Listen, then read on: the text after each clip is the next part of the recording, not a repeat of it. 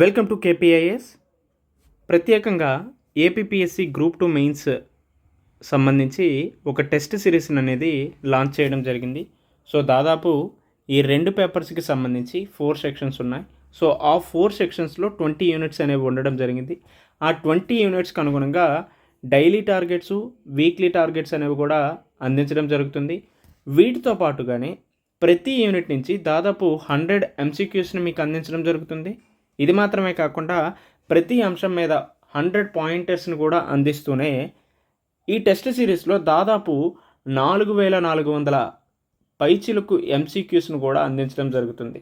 So ఈ course యొక్క fee, ఈ టెస్ట్ సిరీస్ యొక్క ఫీజు అనేది 5,000 రూపాయలకి అందించడం జరుగుతుంది. సో ప్రత్యేకంగా గ్రామీణ విద్యార్థులను దృష్టిలో పెట్టుకొని, అదేవిధంగా ఇతర విద్యార్థుల రిక్వెస్ట్ మేరకు 2,500 రూపాయలకే అందించడం జరుగుతుంది. సో ఇఫ్ ఇన్ కేస్ ఎవరైనా ఇంట్రెస్ట్ క్యాండిడేట్స్ ఉంటే ఈ నెంబర్కి కాల్ చేసి అడ్మిషన్ తీసుకోండి. ఏపీఐఏఎస్ మైసెల్ఫ్ మణికంఠ. ఇండియన్ హిస్టరీకి సంబంధించి ఎంసీక్యూస్ని మనం డైలీ డిస్కస్ చేసుకుంటాం. ఈరోజు ప్రత్యేకంగా ఇంకొక 5 to 10 ఎంసీక్యూస్ గురించి డిస్కస్ చేసుకుందాం. సో ఫస్ట్ క్వశ్చన్ చూసుకుంటే, which of the following act introduced bicameral legislature? So మనకి 1773 నుంచి 1853 వరకు చార్టర్ చట్టాలు గాను, అదేవిధంగా తర్వాత సిపాయిల తిరుగుబాటు తర్వాత 1858 నుంచి 1947 వరకు ఉన్నటువంటి చట్టాలని కౌన్సిల్ యాక్ట్గా పిలవడం జరుగుతుంది. సో ఈ ఒక్కొక్క యాక్ట్లో చాలా వరకు ఫీచర్స్ ఉన్నాయి. సో ఫర్ ఎగ్జాంపుల్ 1919 యాక్ట్లో బైకామరల్ లెజిస్లేచర్ కావచ్చు, డైరెక్ట్ ఎలక్షన్స్ కావచ్చు, డయార్కీ సిస్టమ్ని ఇంట్రడ్యూస్ చేయడం కావచ్చు, ఇటువంటివి ఎన్నో అంశాలు వచ్చాయి. సో ఈ విధంగా ప్రతి యాక్ట్ గురించి, అందులో ఉన్నటువంటి ఫీచర్స్, ముఖ్యమైనటువంటి లక్షణాలు అన్నిటి గురించి కూడా మనం చదువుకుంటాం. రైట్, ఈ క్వశ్చన్కి ఆన్సర్ చూసుకుంటే ఆన్సర్ ఈజ్ బి. సో దీనికి సంబంధించి కొంచెం ఎక్స్ప్లెనేషన్ ఇచ్చారు, అది చూద్దాం. So the government of India act 1919 introduced bicameral legislature in India. So 1919 చట్టం ద్వారానే మనకి ద్వంద్వ సభల వ్యవస్థ అనేది తీసుకురావడం జరిగింది. So the act established central legislative council as the lower house.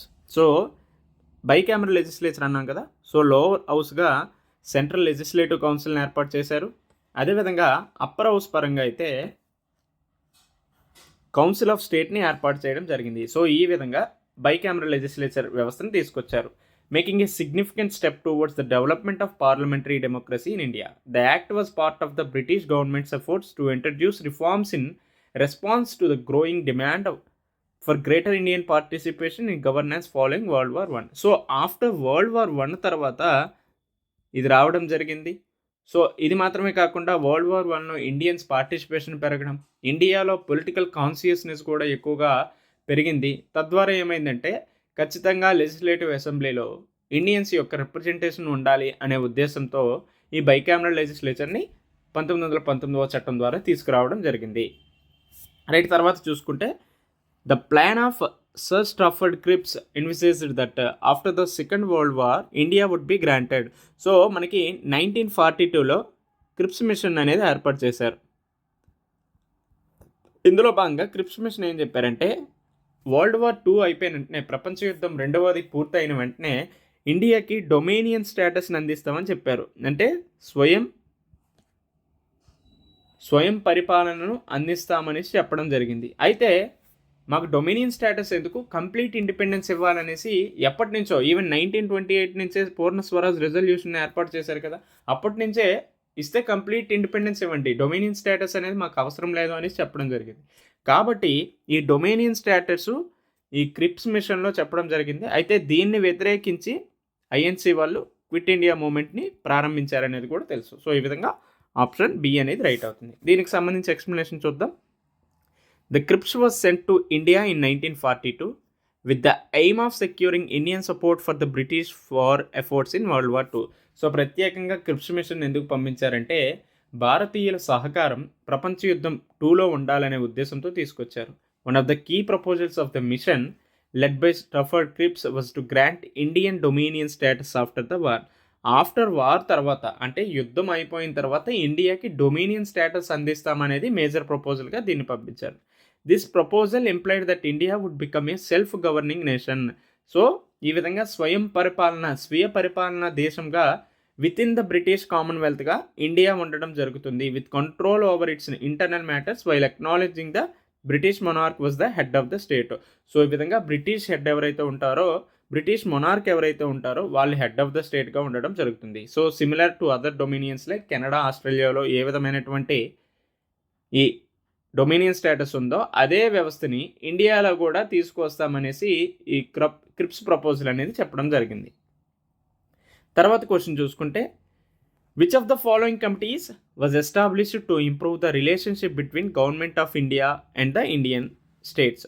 So ప్రత్యేకంగా గవర్నమెంట్ ఆఫ్ ఇండియా అదేవిధంగా ఇండియన్ స్టేట్స్కి సంబంధించి రిలేషన్షిప్ని ఇంప్రూవ్ చేసే ఉద్దేశంతో ఏ కమిటీని పంపించడం జరిగింది? సో మనందరికీ తెలుసు సైమన్ కమిషన్ అనేది కాదు. సైమన్ కమిషన్ ఎందుకు ఏర్పాటు చేశారు? 1919వ చట్టంలోనే ఒక నిబంధన ఉంది. ఏంటి?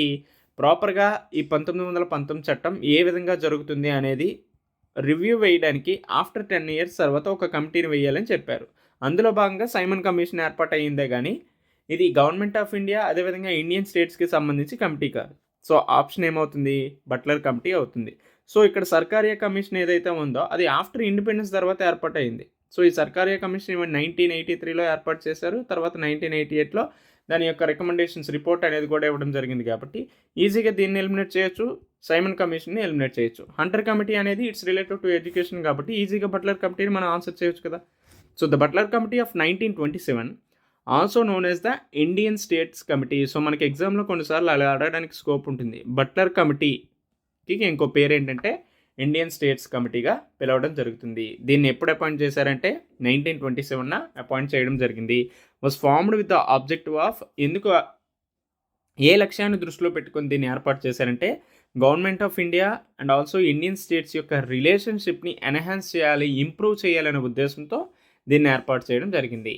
Among its important recommendations, the committee suggested that Viceroy should represent the crown in all dealings with the states, akin to the new imperial arrangement where the Governor General of Dominion acts as the High Commissioner for the Dominion's protectorates. So మెయిన్గా దీని యొక్క recommendations కంటే ఈ Butler committee దేనికి వేశారు అనేది ఒకటి గుర్తుపెట్టుకోండి. దీన్ని ఏ పేరుతో పిలుస్తారనేది, అదేవిధంగా ఏ సంవత్సరంలో తీసుకొచ్చారు అనేది గుర్తుపెట్టుకోండి. రైట్, తర్వాత క్వశ్చన్ చూసుకుంటే, who among the following stressed the implementation of the English language in India? So ఈ క్రింది వారిలో ఎవరు భారతదేశంలో ఇంగ్లీష్ లాంగ్వేజ్ని ఇంప్లిమెంట్ చేయాలని చాలా ఎక్కువగా ప్రయత్నించారు అంటే మెకాలే. సో మనకి 1835లో మెకాలే మినిట్ ఉంటుంది కదా. సో ఈ మెకాలే మినిట్ ద్వారానే ఇంగ్లీష్ ఎడ్యుకేషన్ని ఇండియాలో ప్రమోట్ చేశారు. సో ఈ విధంగా చూసుకుంటే లార్డ్ బెంటింక్ 1833లో గవర్నర్ జనరల్ ఆఫ్ ఇండియాగా ఉండడం జరిగిందే కానీ ఈయన ఇంగ్లీష్ ఎడ్యుకేషన్కి సంబంధించి ఏం చేయలేదు, జస్ట్ అడ్మినిస్ట్రేషన్ పరంగా చూసుకున్నారు. లార్డ్ డల్హౌసీ 1856లో వచ్చారు. 1856లో కాదు, ఈవెన్ 1848 నుంచి 1856లో ఉన్నప్పటికీ కూడా ఈయన మేజర్గా రైల్వేస్ అవ్వచ్చు, టెలిగ్రాము, ఇటువంటి ఇన్ఫ్రాస్ట్రక్చర్ రిలేటెడ్గా ఎక్కువగా చర్యలు చేశారు.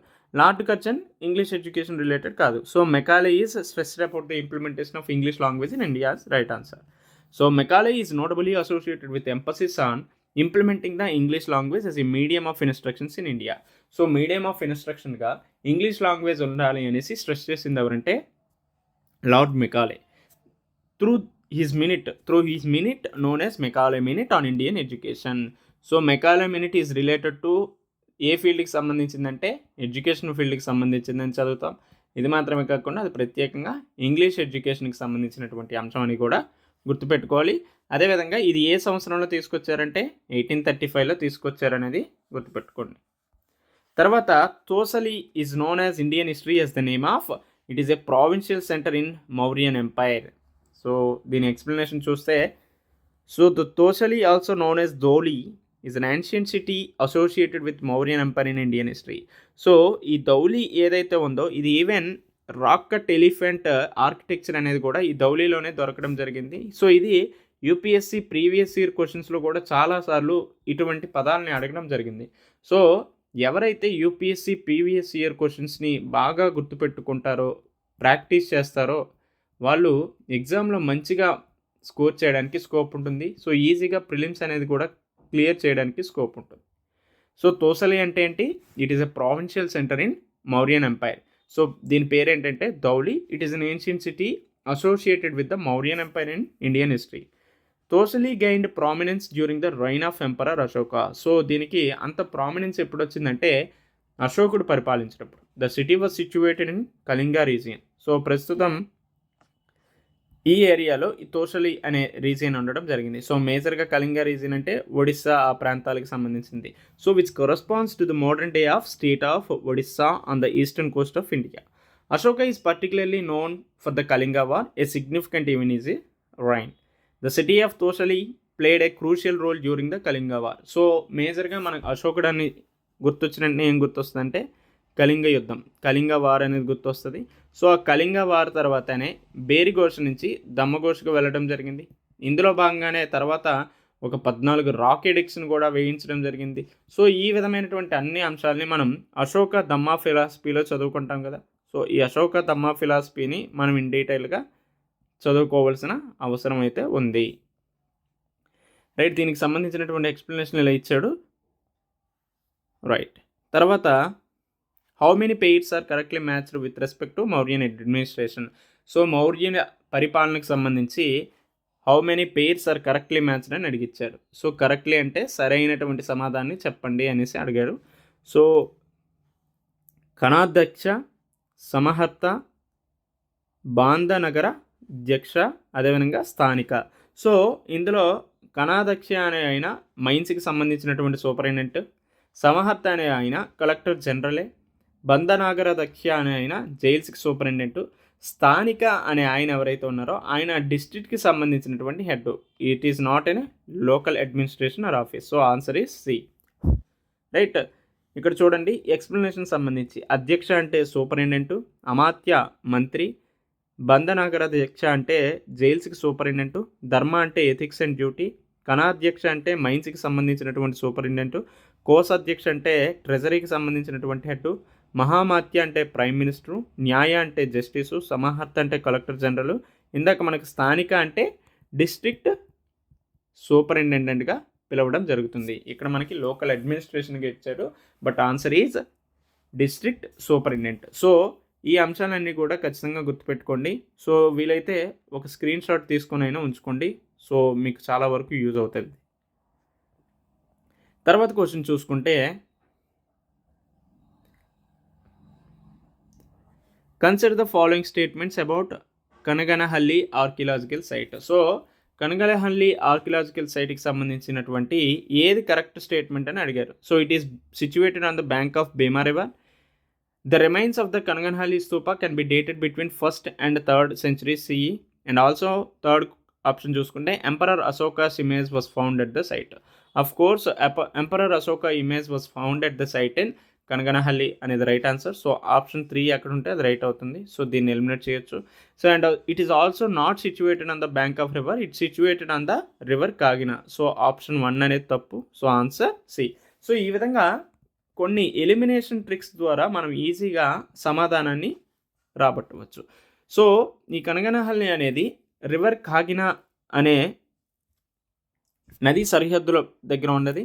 And also its forms part of the Sannati site in Kalaburagi district of Karnataka. So ఇంకొక విధంగా క్వశ్చన్ ఎలా అడుగుతారంటే కనగనహల్లి ఆర్కియలాజికల్ సైటు ఏ స్టేట్లో ఉంది అనేది కూడా అడగడం జరుగుతుంది. సో ఏ స్టేట్లో ఉందంటే కర్ణాటక స్టేట్లో ఉంది అని గుర్తుపెట్టుకోండి. And also accidental discovery in 1986 during the clearing of debris from collapsed Kali temple at the Chandralamba temple complex in Sannati. So ఇది యాక్సిడెంటల్గా డిస్కవరీ అయినటువంటి site. So Kali temple collapse అయినప్పుడు అక్కడ డెబ్రీస్ అన్ని తొలగిస్తున్నప్పుడు ఈ సైట్ అనేది మనకి కనిపించడం జరిగిందని సరిగారు.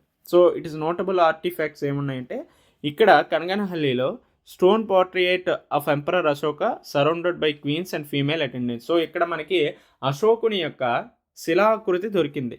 Around 60 dome slabs with sculptural rendering of Jataka stories. So ఈ Jataka stories is related to Buddhism సంబంధించింది. సో ఈ విధంగా జాతక స్టోరీస్కి సంబంధించినటువంటి కొన్ని స్కల్ప్చర్స్ కనిపించాయి. ఇది మాత్రమే కాకుండా ఇన్స్క్రిప్షన్స్ కనిపించాయి. సో ఈ విధంగా చూసుకుంటే కనగనహల్లి అనేది చాలా ఇంపార్టెంట్ సైట్ అనేది మనకు అర్థమవుతుంది. అటు బుద్ధిజం పర్స్పెక్టివ్లోను, అదేవిధంగా మౌర్యన్ అడ్మినిస్ట్రేషన్ గురించి తెలుసుకోవడంలోను, అశోకుని యొక్క జీవితాన్ని తెలుసుకోవడంలో ఈ కనగనహల్లి ఆర్కియలాజికల్ సైటు అతి ముఖ్యమైనటువంటి అంశం అని అర్థమవుతుంది. సో ఇంకొక క్వశ్చన్ చూసుకుంటే which one of the following is not the work of అశ్వఘోష? సరైనది కాదు, ఏది అశ్వఘోషని యొక్క వర్క్ కాదు అని అడిగారు. So answer is D. So Manjushri Mulakalpa అనేది అశ్వఘోషుని యొక్క వర్క్ కాదు. మిగతావి ఏవైతే ఉన్నాయో అవన్నీ కూడా అశ్వఘోషుడివే. సారిపుత్ర ప్రకరణ, బుద్ధ చరిత్ర, సౌందరణాంద, సో ఇవన్నీ కూడా అశ్వఘోషుని యొక్క వర్క్స్. ఎక్సెప్ట్ మంజుశ్రీ మూలకల్ప అనేది మంజుశ్రీకి సంబంధించినటువంటి బోధిసత్వుని యొక్క ఇది అశ్వఘోషునికి సంబంధించినటువంటి పుస్తకం కాదు అనేది గుర్తుపెట్టుకోండి.